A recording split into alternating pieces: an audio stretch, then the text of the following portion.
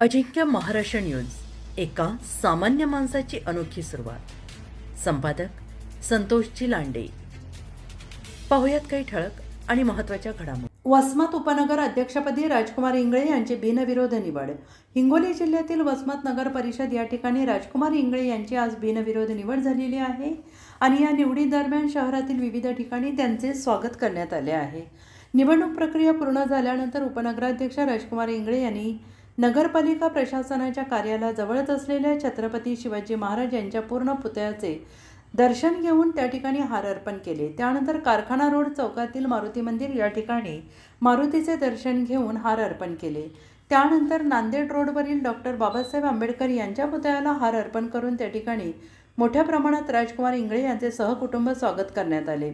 यावेळी विविध स्तरावरील राजकीय पदाधिकारी, राजकीय नेते, कार्यकर्ते कार्यक्रमाच्या ठिकाणी त्यांच्यासोबत उपस्थित होते. त्यानंतर आमदार राजूभैया नवघरे यांचे लहान बंधू यांनी सुद्धा राजकुमार इंगळे यांचा सत्कार करून पेढे भरवले. वसमत नगरपालिका रिक्त झालेल्या उपनगराध्यक्ष पदाचा गेल्या महिन्याभरामध्ये मोठा पेच निर्माण झाला होता. तो पेच आज वसमतचे विद्यमान आमदार चंद्रकांत उर्फ राजूभैया नवघरे यांनी स्वतः जातीने लक्ष घालून वसमतचे नगरसेवक राजकुमार इंगळे यांना संधी देण्यात आली आहे. यावेळी उपनगराध्यक्ष राजकुमार इंगळे यांनी अजिंक्य महाराष्ट्र न्यूज चॅनेलला प्रतिक्रिया दिली आहे. अजिंक्य महाराष्ट्र न्यूज उपसंपादक महाराष्ट्र राज्य श्रीहरी अंभोरे पाटील. निवड झाली, बिनविरोध झाली, त्याच्यावर पहिली प्रतिक्रिया काय?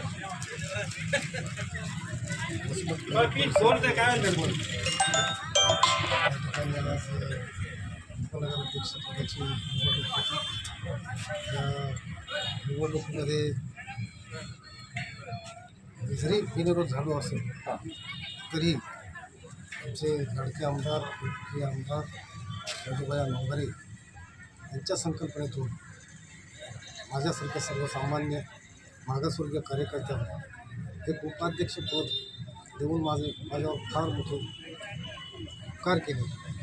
त्याच अनुषंगाने नगरपरिषद वसमत जेव्हापासून स्थापना झाली तेव्हापासून आजपर्यंत अनेक पक्ष होते, अनेक संघटना होत्या, नगरसेवकसुद्धा मागासवर्गीयांचे होते, परंतु आत्तापर्यंतच्या इतिहासामध्ये मागासवर्गीयाला उपाध्यक्षपदासाठी कधीही घेतले नाही.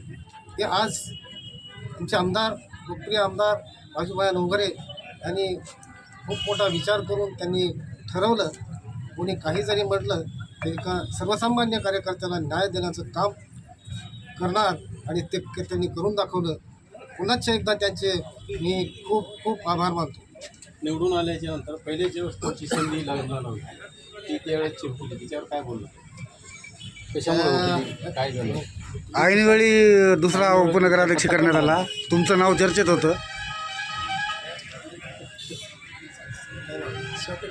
जे आता जो पक्ष नाही असतो, घटक असतो, त्याचे पक्षश्रेष्ठी निर्णय देईल ते आपण त्याच्यात समाधान मानायचं असते.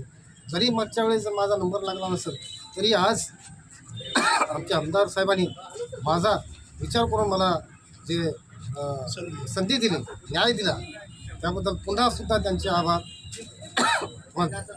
आता उपनगराध्यक्ष आहेत, आता लक्ष काय आहे तुमचं शहराच्या विकासाच्या संदर्भात?